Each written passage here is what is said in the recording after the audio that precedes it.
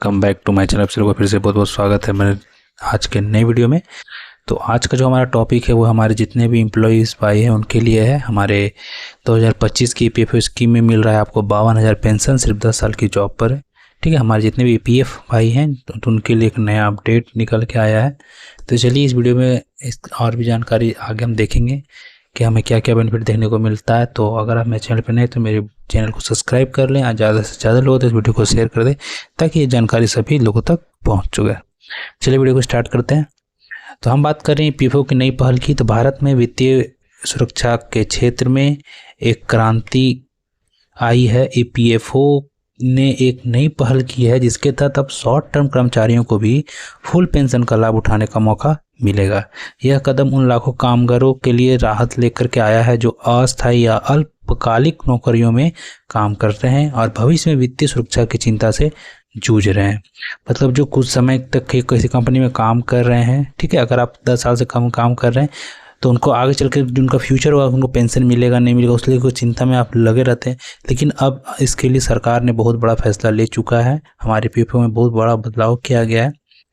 तो पीएफओ का नया कदम विशेष रूप से उन कर्मचारियों के लिए है जो अस्थायी या कम अवधि के नौकरी में कार्यरत हैं। इसके तहत इन कर्मचारियों को अब फुल पेंशन का लाभ मिलेगा भले ही उन्होंने कंपनी में कम से कम के लिए काम किया है। यह पहल न केवल कर्मचारियों को वित्तीय सुरक्षा प्रदान करेगी बल्कि उन नौकरी में स्थित रहने के एहसास कराएगा। ठीक है, अब हम बात करेंगे इसका नए नियम का लाभ क्या होने वाला है। तो शॉर्ट टर्म कर्मचारियों का पेंशन का लाभ मिलेगा, वित्तीय सुरक्षा की चिंता कम होगी, कामगारों के बीच आत्मविश्वास में वृद्धि होगी। फुल पेंशन का लाभ कैसे उठाना है। तो फुल पेंशन का लाभ उठाने के लिए कर्मचारियों को कुछ आवश्यक प्रक्रियाओं का पालन करना होगा। सबसे पहले यह सुनिश्चित करना होगा कि आप उनका ईपीएफओ खाता सक्रिय है और वे नियमित रूप से योगदान कर रहे हैं। इसके अलावा उन्हें ईपीएफओ की वेबसाइट या मोबाइल ऐप के माध्यम से अपनी पेंशन की योजना के लिए आवेदन करना होगा।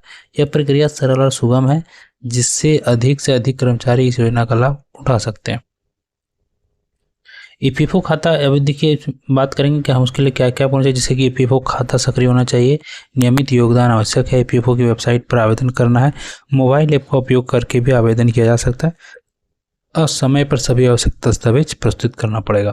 पेंशन योजना के लिए पात्रता की अगर हम बात करेंगे तो पेंशन योजना का लाभ उठाने के लिए कुछ पात्रता मानदंड तय किया गया है। ये मानदंड सुनिश्चित करता है कि सही और योग्य कर्मचारियों की इस योजना का लाभ उठा सकें।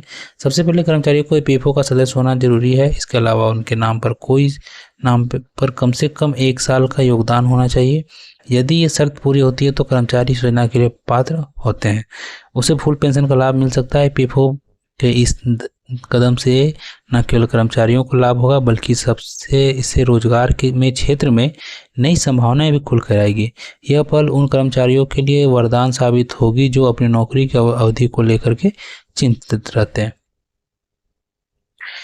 भावी योजना की अगर हम बात करेंगे तो पीएफओ इसी नई पहल के तहत और भी कई योजनाओं का लोन लाने की तैयारी कर रहा है। भविष्य में यह संगठन कर्मचारियों के लिए और भी कई लाभकारी योजनाएं शुरू कर सकता है। इसके तहत कर्मचारियों को न केवल पेंशन का लाभ मिलेगा बल्कि अन्य वित्तीय सेवाओं भी उपलब्ध कराई जाएगी। नए वित्तीय उत्पादों का पेशकश, कर्मचारियों के लिए विशेष बचत योजनाएं, संभावनाएं और चुनौतियों की अगर हम बात करेंगे तो इस पहल के साथ कई संभावनाएं और चुनौतियां जुड़ी हुई है। संभावना की बात करें तो यह कदम रोजगार के क्षेत्र में स्थिरता लाएगा और कर्मचारियों की वित्तीय सुरक्षा प्रदान करेगा। वही चुनौतियों की बात करें तो इस योजना को सफल बनाने के लिए सरकार को सही और पारदर्शी सिस्टम स्थापित करना होगा। ईपीएफओ की पहल का भविष्य की बात करें तो ईपीएफओ की यह पहल भविष्य में रोजगार के क्षेत्र में एक नई दिशा प्रदान कर सकती है। इस योजना से न केवल अस्थायी कर्मचारी को लाभ मिलेगा बल्कि इससे कामगारों के बीच आत्मविश्वास भी बढ़ेगा। ईपीएफओ में फुल पेंशन का लाभ की प्रक्रिया क्या होने वाली है, आवेदन प्रक्रिया के बारे में जान लेंगे। तो ईपीएफओ के वेबसाइट पर जाएंगे, अपने खाते में लॉगिन करेंगे, पेंशन योजना के लिए आवेदन करेंगे, आवश्यक दस्तावेज अपलोड करना है और आवेदन की स्थिति चेक करें और समय पर प्रक्रिया को पूरा करेंगे। कर्मचारियों के लिए सुझाव की अगर हम बात करेंगे तो सुझाव है तो हमेशा अपने ईपीएफओ खाते को अपडेट रखना है, नियमित रूप से अपने योगदान की जाँच करना है, ईपीएफओ के सभी नियमों और शर्तों को पढ़ना है। अब हम बात करेंगे ईपीएफओ की नई पहल या प्रमुख विशेषताएं। इसमें क्या है, तो अल्पकालिक कर्मचारियों को नई फुल पेंशन का लाभ, वित्तीय सुरक्षा की दिशा में एक महत्वपूर्ण कदम है, सरल और सुगम आवेदन प्रक्रिया, आत्मविश्वास और स्थिरता में वृद्धि, कामगारों के भविष्य को सुरक्षित बनाने की यह एक पहल है। और वित्तीय स्वतंत्रता का आश्वासन, बुढ़ापे में आर्थिक सुरक्षा, कर्मचारियों के लिए सुरक्षा एहसास, अस्थायी नौकरियों में भी स्थिरता। ईपीएफओ की पहल में जुड़ी चुनौतियों की हम बात करेंगे तो हालांकि यह पहल कर्मचारियों के लिए फायदेमंद है, लेकिन इसको लागू करने में कुछ चुनौतियां भी हो सकती है। सबसे बड़ी चुनौतियां यह है कि यह कर्मचारियों तक इस योजना की जानकारी सही समय पर पहुंचे। इसके अलावा योजना के असफल क्रियान्वयन के लिए एक मजबूत और पारदर्शी व्यवस्था की आवश्यकता है। और ईपीएफओ की यह पहल उन लाखों कर्मचारियों के लिए एक नई उम्मीद लेकर आई है जो अस्थायी नौकरी में कार्यरत हैं। इस योजना के माध्यम से वे न केवल अपनी नौकरी के दौरान सुरक्षित महसूस करेंगे, बल्कि भविष्य में भी आर्थिक रूप से स्वतंत्र रह सकेंगे। तो ये जो अपडेट आप देख रहे हैं, हमारे ईपीएफओ का एक बहुत अच्छा पहल है, नया बहुत अच्छा अपडेट है।